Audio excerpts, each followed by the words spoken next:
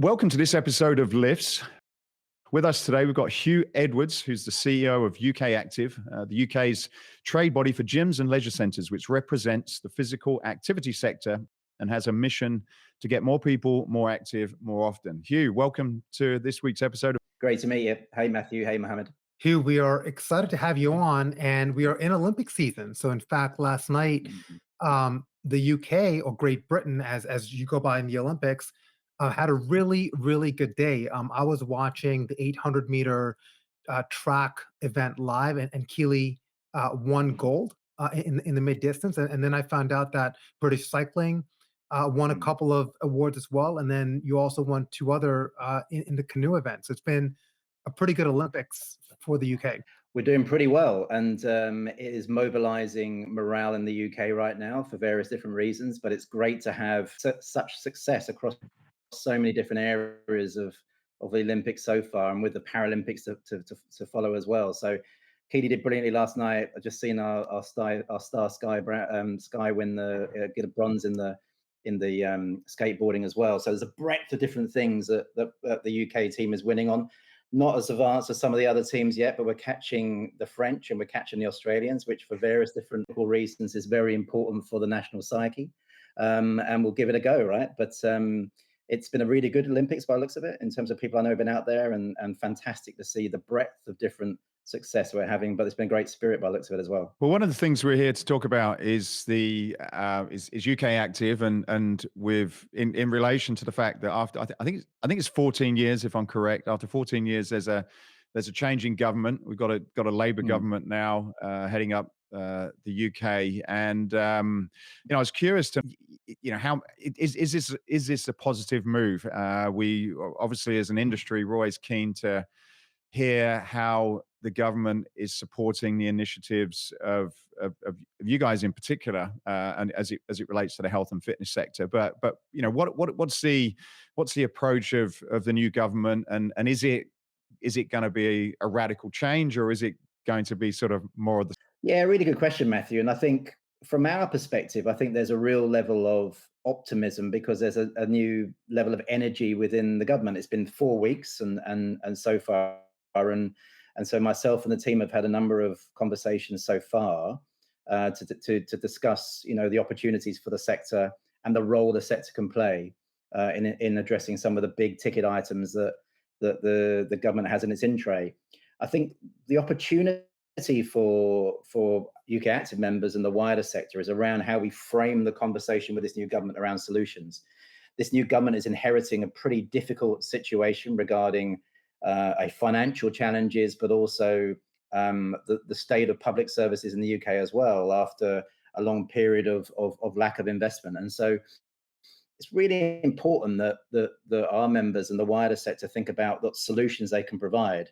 You're looking at a couple of both in terms of the importance of maintaining good health, but then also sort of addressing poor health as well across the whole of the country. And so if you look at some of the big things that this government's inheriting, it's poor health is costing the UK economy £150 billion a year, and that's increased by 60% in the last 6 years.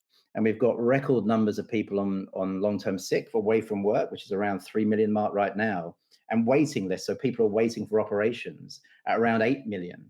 And so the role the sector can play is actually to intervene and say, look, while we're not going to solve all of this, we can make a major contribution on supporting getting people back to work and also get them off waiting lists as well. And the way that we're looking to frame it with our members is around the connection between both health and economic productivity. There's no economic growth, which is what the government really wants, without improving the health of the nation. And so where we frame our practical contributions in that could be a real opportunity. And they've been very receptive to the initial conversations, but let's see how the things work out in the coming weeks and months. Before I got on, I found a website called the Health Foundation. And what is that, by the way? What is the Health Foundation? Health Foundation is a sort of a think tank / bursary where it has a level of investment that it has inherited and received, where it can invest in different pieces of research or projects or initiatives that can really sort of kick the tires on ideas that can improve the national health. Right. Well, I was having a read on that, and it's quite interesting because the some of the things it talks about makes a lot of sense. And I was curious to hear, your position on health and the role of UK Active, because it certainly the way they explain it makes a lot of sense. Like you gave an example of how health links into the how productive we are as a nation. And I suppose, being active is one part of it, but there's obviously a lot of other areas that are much broader. So as an organization, how do you think about some of the broader aspects of health that I think are becoming a lot more well known through newer research that's coming out? And are you now broadening and taking more of a holistic approach on that messaging and what you're trying to achieve, or are you sort of still focusing on purely the activity component? Yeah, it's a really good question. I think where our core membership is around the nature of physical activity being something that people should be doing, Matthew. 100%. The positioning is around your physical, mental, social, and emotional well-being, and that holistic approach to that an individual's well-being. And our consumer polling that we published at the start of the year was really interesting in terms of the motivations about why people were joining or rejoining gyms, pools, or leisure centres in the UK. And whilst there was obviously remained quite a high percentage in terms of people wanting to join for reasons of improving their physical health and their physical activity and their appearance and stuff like that, what was really coming through was, and really high in terms of motivations, was around managing depression and anxiety, trying to manage sleep and improvements in sleep, trying to manage a short or a long-term health condition, and also to find social connection from the services and programs that we provide. And if you see that and you understand the offer and the proposition that we provide and our members provide, then that's a really powerful offer and proposition and solution to a government which is really inheriting some really big ticket items in terms of health problems. And it goes back to the point I made. Our members are day in, day out, connecting with millions of people on a weekly basis across the whole UK. One of the things they're doing is maintaining good health and maintaining good physical, mental, social well-being levels. But when they need to make an intervention, which they can do around particular health problems, whether it be musculoskeletal or mental health or cardiovascular, then they can make that intervention as well. And so, that's a really good proposition for a government to think, well, actually, these guys are people we should be working with in a much more constructive and strategic way. Well, one, I want to commend you on how quickly the UK government is able to transition. Sitting across the pond, it's incredible that you have election results one day, and literally they're moving out of the prime minister's home the next day. So that's pretty impressive. You touched on a few things regarding the economic impact. I'm just looking at some of the data that's coming out of UK Active, that the fitness industry is projected to contribute about $3.6 billion to the UK's GDP annually. Now, that probably doesn't even take into consideration the ancillary benefits that you talked about, where if you create a healthier population, you're not creating strain and demand on the healthcare system. And Yeah. in the US, one of the challenges, and I'm heavily involved on the advocacy side with some of the organizations and your counterparts here, a lot of the conversations that we tend to have on the Hill and in DC relates to tax revenue, where if we are able to provide benefits for free or either sponsored or supported by agencies, then that is a dollar that is not being spent. And we've kind of got to make this case about how it impacts the government revenue.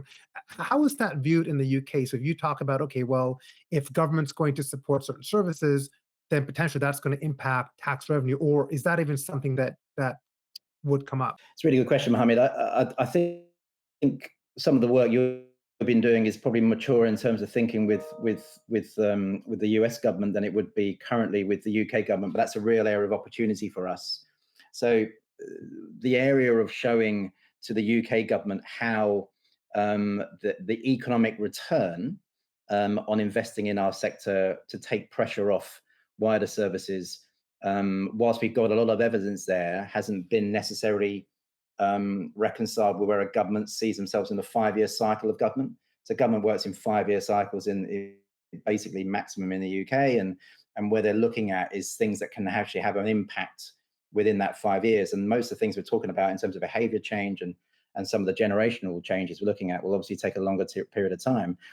What we're optimistic about with this new government is that there's some things which we've got, which we're already talking with civil servants and advisors around, is around areas such as extending the cycle to work scheme, which is where you can get a salary sacrifice scheme on getting a bike to travel to work, and extending that to include home equipment and gym membership. We live in a hybrid environment now across the world, and especially in the UK, and actually people are becoming more sedentary in their day-to-day working environments than they were when they were in office 5 days a week. And so this is a very attractive proposition of how you're maintaining employee well-being in a way that's really supportive. And so that's something that we're going to really push hard on with the current new government. And then secondly, there's issues around what comes up very strongly in our consumer polling is that the issues of cost remain a prohibitive piece. And while, so we know, number one, that that gym sports and leisure centres in the UK are probably only second behind walking as the biggest driver of activity. So why don't you try and take some of those pressures off by removing some of the tax and regulatory obstacles which can allow it to flourish even more, like things like VAT and wider tax and regulatory pressures that our members face and which the customer faces as well. And so the ability to actually grow and develop the sector and increase the volume of opportunities and services across the whole UK is something that we'll be talking with great earnestness with the new government on. But it's the evidence that we need to show to them that this is actually investing to save.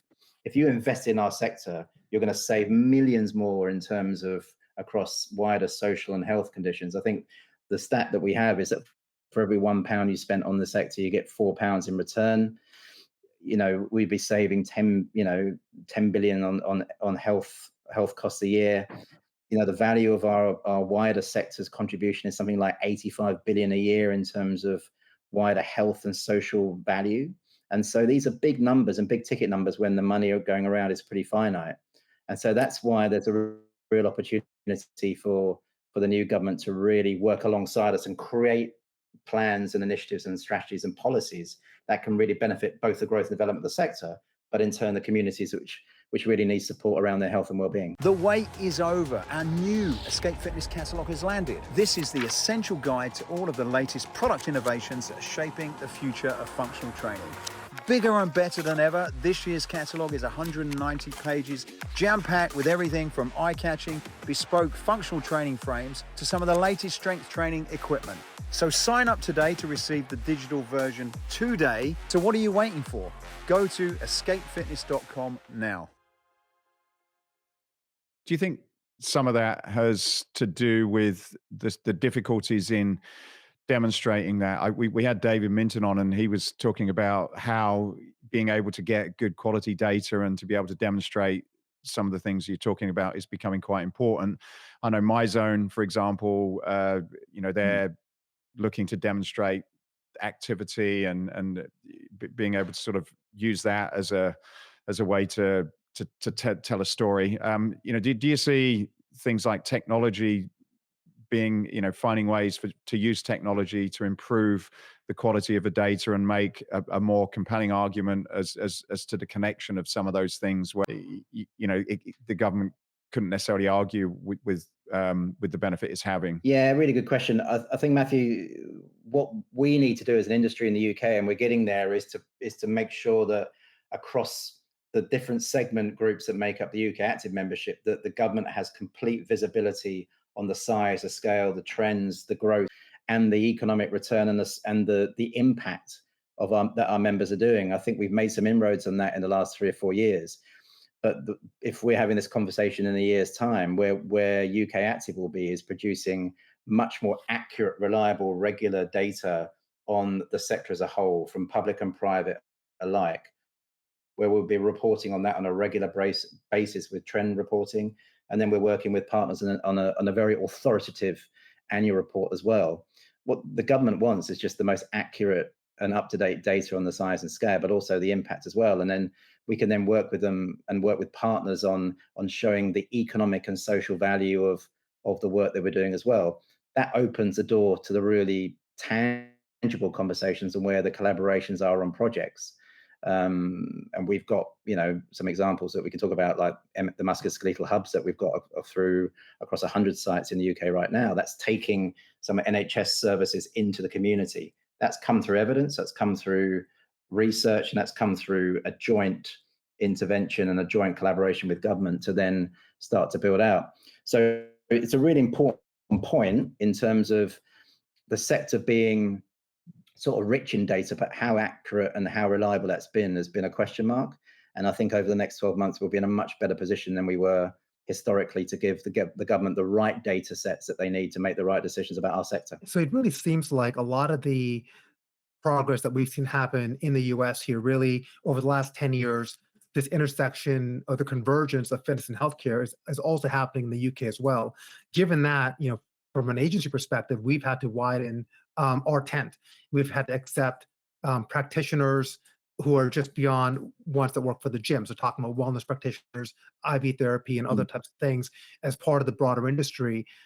In UK Active, have you seen your membership kind of cohort change and adapt over the last several years? Because now, just in these last few minutes, we've talked about healthcare, you've talked about walking, you've talked about connected fitness, indoor fitness facilities. So how does that evolve, your roadmap for what UK Active is today and is going to be in the coming years? Yeah, I think a lot of this, and you guys will appreciate this, has been accelerated and fast-tracked since the pandemic. And I think a key part of the work that we're doing now with our members is especially around that growth and development area. And what I mean by that is, how do we make sure that these facilities, whether it be public or private, are fully inclusive to the communities in which they operate in? And so for us, that's really interesting in a number of areas. It's interesting across age. So you look at, the growing under 16 market, which is really grown and exploded in gyms, pools, and leisure centres, since the pandemic in the UK, and the role that's playing in supporting the health and well-being of young people. So across ages, so young people, working age, and older people. Then you're looking at, really importantly, the different and the adaptability of the services that we're providing for particular cohorts. So whether that be ethnically diverse communities, disabled people, gender, sexual orientation, these are really important areas that there is a growing maturity within the sector around particular adaptations and ensuring that the facilities and the workforce that supports the facilities is inclusive of the needs of those particular cohorts. And then you're looking at the major condition areas, and you're looking at not just mental health, but all the areas where the sector can support real interventions on improved health. Underpinning that is some really interesting things around digital and as well. And I think the work we've been doing within UK Active on our digital futures projects has been really transformative in really assessing where the baseline was for our members and where there was we were behind the 8 ball in terms of our digital maturity coming out of the pandemic, and how do we make sure that our members are equipped and adapting to where the customer is in terms of how they want to consume their physical activity. It's not always in the facility. It's sometimes going to be at home. It's sometimes going to be outside. How is that operating in terms of an offer and a proposition? And so all we're looking to do is make sure that when our members are looking to develop and grow, and the same for any facility across the whole world, is going to be about you're not static. So you're always growing. You're always looking to adapt and always looking to change. How you're making sure you're keeping up with where the customer and the consumer is, who's looking to have their physical activity in a variety of different ways, and making sure the service and the programs that our facilities members have keeps up with that. So it's a really exciting time in terms of how different motivations and different interests are coming into play, and how our members are reacting to that in a really positive environment. One of the things that's becoming clear is children's obesity, and the fact that our children are really, they're the ones that are going to take control of the country in a few years. It's, they're going to be working in companies, they're going to be running governments, and it's probably never been, children's health has probably never been in a worse condition than maybe what it is now, because of lifestyle reasons. Bad advice on food, activity doesn't seem to be there. Doesn't seem to be like what it used to be when I was younger. And then the increase of technology, which is very addictive, and keeping people sort of glued into the house. What do you, with governments only having a very small window of opportunity to make an impact, and dealing with the youth of the country, which is a lot more of a longer term commitment to make that change. What do you think that could be done for that demographic? Because clearly, when I was back in the UK, I had to do a couple of, I broke my finger and I had a few doctor's visits, and it was absolutely terrible. And obviously doctors and hospitals are struggling just to deal with keeping their head above water. So, so you can't go to your doctor generally to get that advice, or most families can't. You're probably not getting that kind of stuff at school, and if you're in a sort of a disadvantaged community, you're probably not going to be paying for any kind of specialist trainer or consultant to tell you what to do. So, what do you think can be done for that demographic? And is this something that you as an organization have given any thoughts? And a bit of a forewarning for you guys, because you're going to have the World Cup in 26, with Mexico and with Canada, and then the LA Olympics in 28, right? And so, as a country, a decade ago, we went through London 2012, and the whole question was around the legacy, right?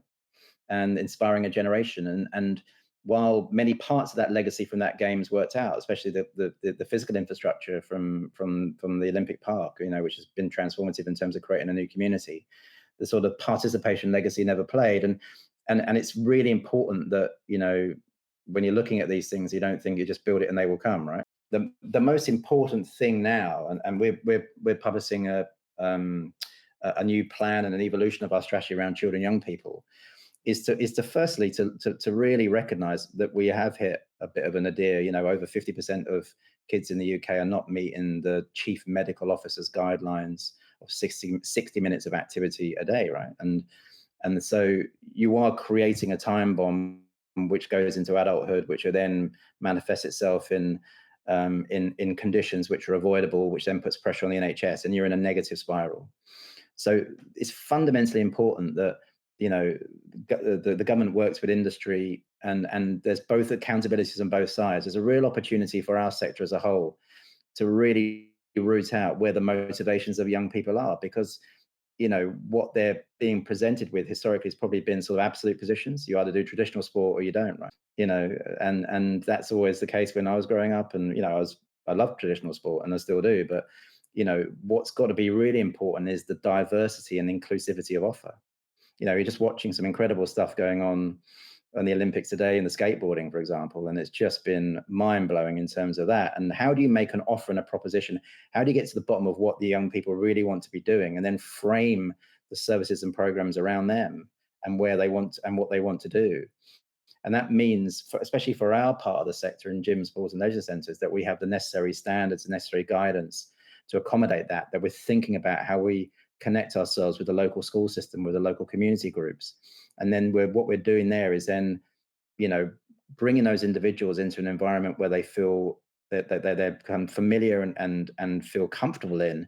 So then they create that pathway into adult life as well. And then you have the adult customer of tomorrow, right? And I think that's really important in terms of how that works out from our side. So we've got stuff that we can do, especially in the UK. And then what we want to do with government is make sure that our offer is relevant to the 21st century and not necessarily stuck in the 20th century. And there is an offer and diversity and inclusivity of service and program for young people, which definitely includes our side. I mean, we've grown in terms of gym usage from young people under 16. It's been like just under 1 million in the last 5 years. And, 26% of young people are now using gym facilities in the UK. That's growing because that's where the youngsters want to do their stuff, right? Well, that's interesting. You say that. So just to jump in there, because I think that's an important point you make. Like when I speak, I've got teenage children, and clearly having a great, getting it. And I'm not talking about all kids, but a lot of kids that you talk about, they're either not happy and they want to build their body, they want to go to the gym. So it's quite interesting because years ago, as you said, it was sport that you had to do. I wasn't particularly great at sport, so I didn't really have anything to do. And I found the gym by accident because there were some weights in the school and in the youth club. But kids now seem to want to go and do the gym, probably because their athletes that they look up to are talking about how they train, or just any kind of role models that they have. The gym, using weights, and that seems to be something. And I guess, in some ways it's great because they're being attracted to it, but it's almost like, well, how can you harness that natural interest in it, and bring those two things together? Because if people could Yeah. just do some sort of basic resistance training or whatever, that would be definitely a good step in the right direction if it could be harnessed in some way. Yeah, absolutely. And I think, the role we have to play as an industry is to lean into this a little bit, and then work with partners across the wider sport and recreation system to then make those connections with schools, make those connections with other community groups. And that's what we can do. And also make sure put in the reassurances and the guidance and the standards to make sure that we can take this to real scale.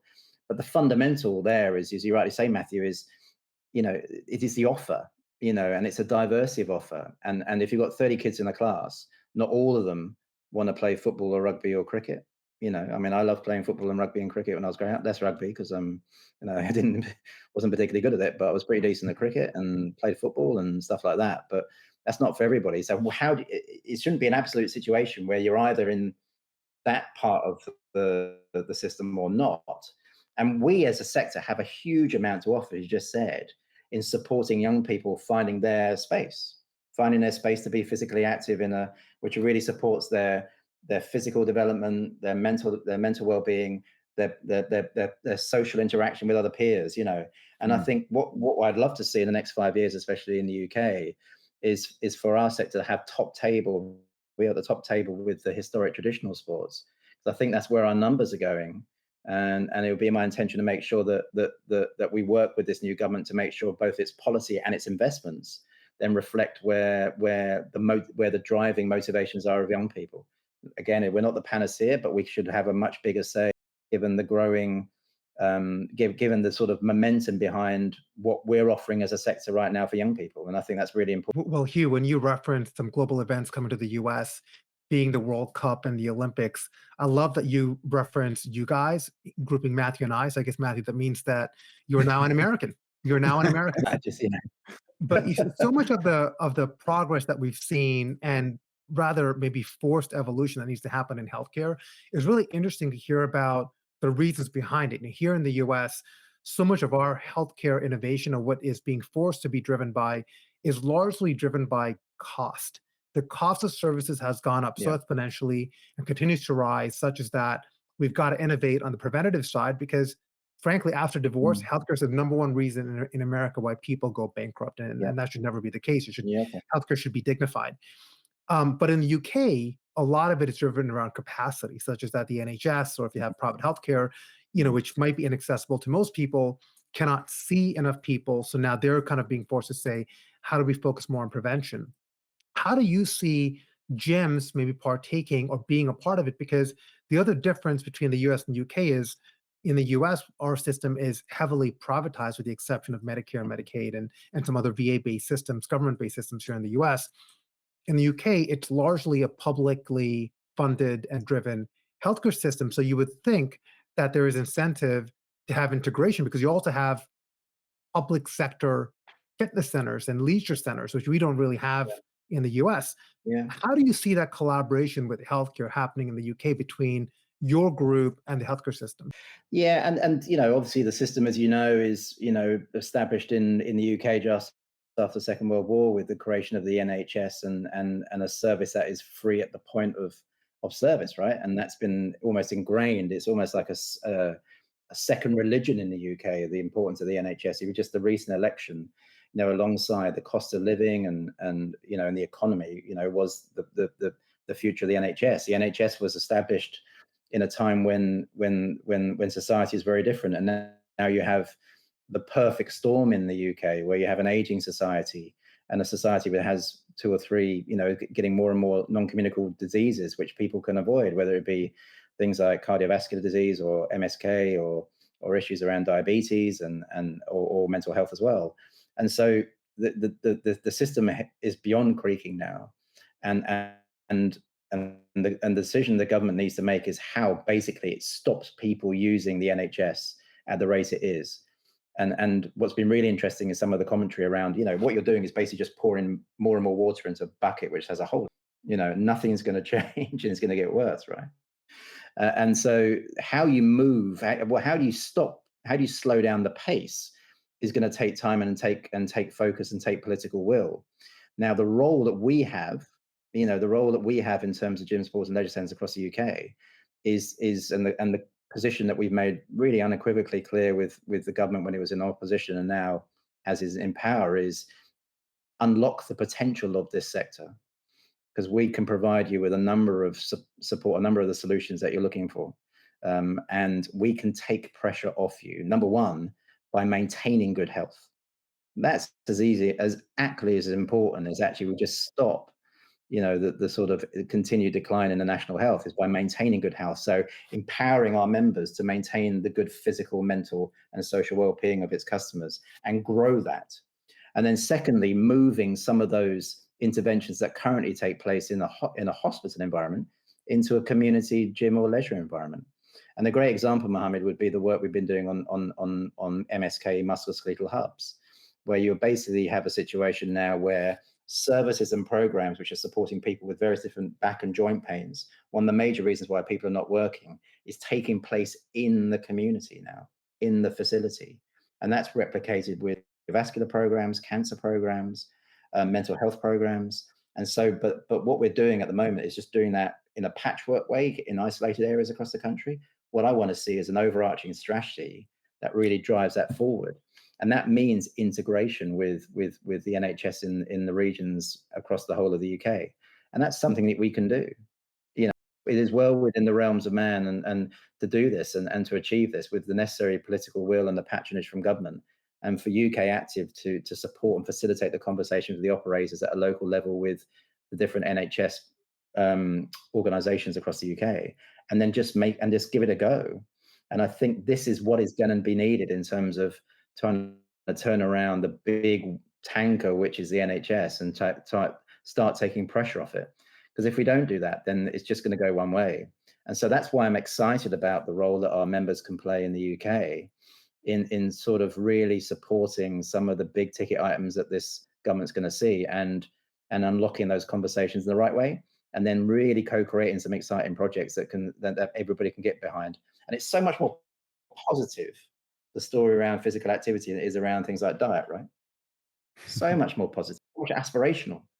I think that's incredible work. One quick follow-up that I have is, here in the US, we talk a lot about the difficulty of having a single patient record because it kind of exists in this disparate EMR system. So we look at countries like Canada and the UK, and at least the idea is that, oh, you must have it so much easier because you've got this nationalized healthcare system. So I'm just curious, from a fitness industry perspective, and you're talking about MSK and some other integrations that you're doing and therapies that you're prescribing, how easy is it to integrate with the NHS? Is that something that they are amenable to? So how difficult is it to have that one patient record? It's a holy grail. I mean, it's the thing that's been, the sector's talked about for a generation, right? And it's really difficult because there's thousands of different organizations that make up the NHS. So what you need is two things, Mohammed, really. You need, at the top, the political leadership and the conversations with the NHS and the government and UK Active and the CEOs of our operators to be on the same page and say, look, do we want to work together and do something here?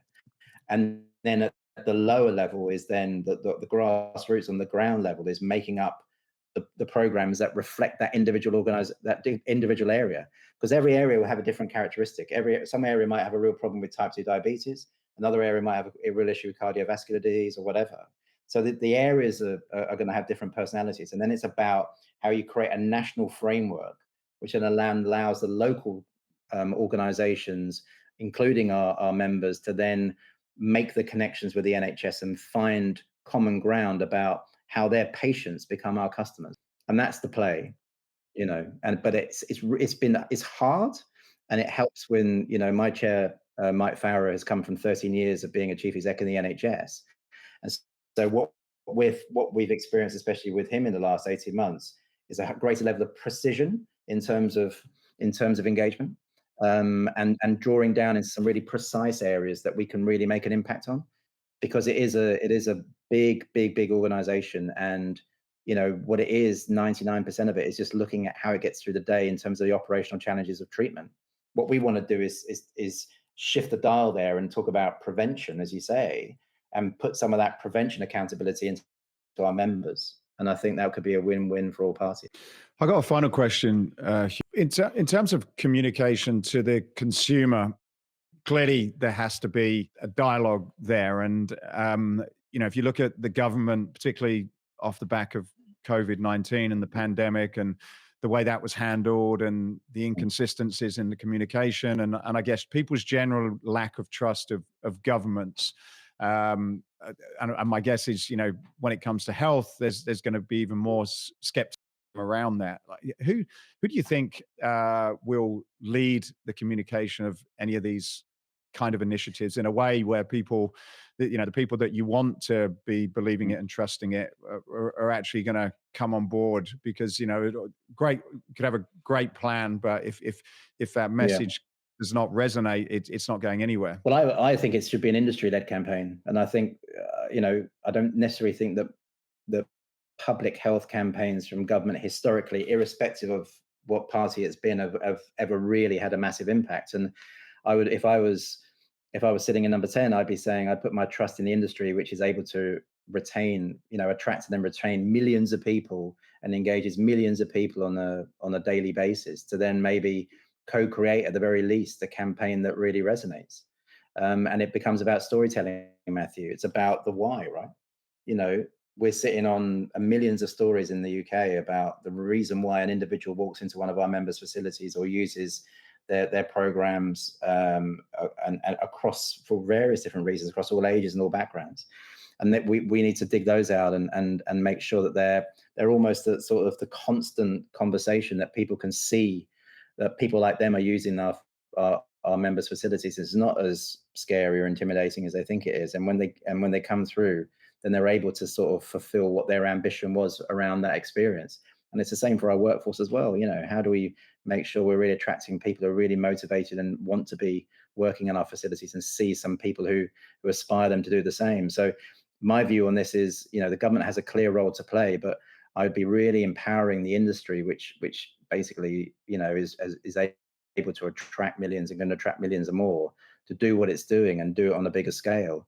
And I think that could be a really powerful co-creation, collaboration between the industry and the government, which would be very mature and be something that can really be quite innovative and be something that could resonate with the people who we're looking to attract, outside of the core that we have right now, who are on the cusp of considering what they want to improve in terms of their life and their health and well-being, and how we get them to consider that even more, and then consider how they can use our members' facilities as part of that journey as well. Well, Huw, it's been a real pleasure having you on.